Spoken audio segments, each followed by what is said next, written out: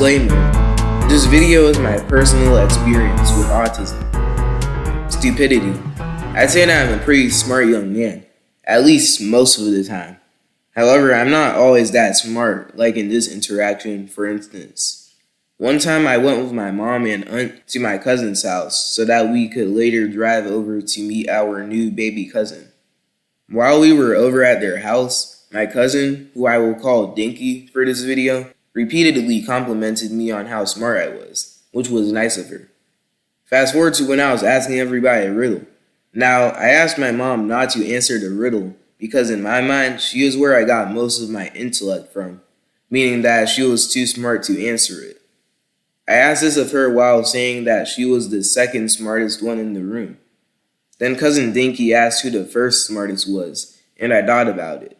See, I could have said that it was cousin Berman, but that wouldn't make sense since he wasn't a part of the question. So instead, I went the honest route and said that it was me. Cousin Dinky was rightfully upset about this egotistical seeming answer to her question.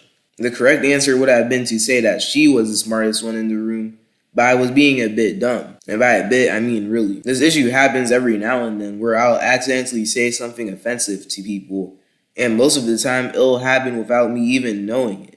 The problem is that there is nothing I can do about it unless I want to be an awkward introvert all the time. I can also be a bit dumb when it comes to other tasks, which people would expect me to be good at, since I'm so good at other things, such as academics. Annoyance. Now, here's the perfect example of annoyance. At school, I used to always make jokes.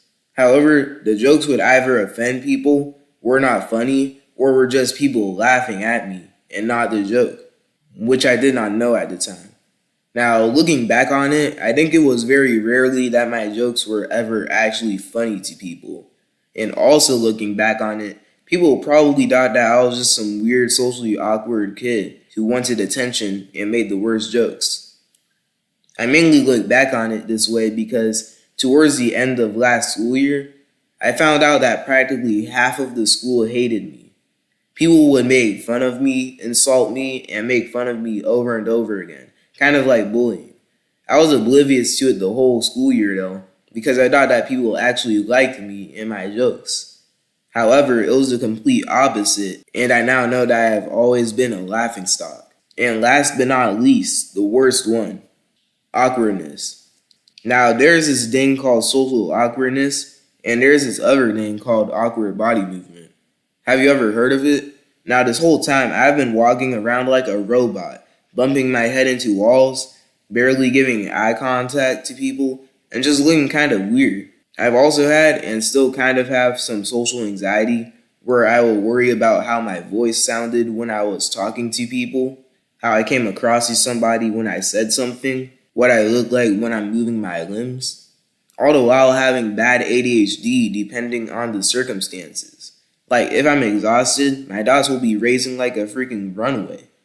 I've recently learned to not be so anxious though, because after all, it's the anxiety that makes things worse, not better. As long as you fix the symptoms that you're having issues with, get rid of the anxiety, and find strategies to cope with it, you will be fine, being 3/4 of the way to seeming neurotypical. Anyways, thank you so much for watching, and may God bless you.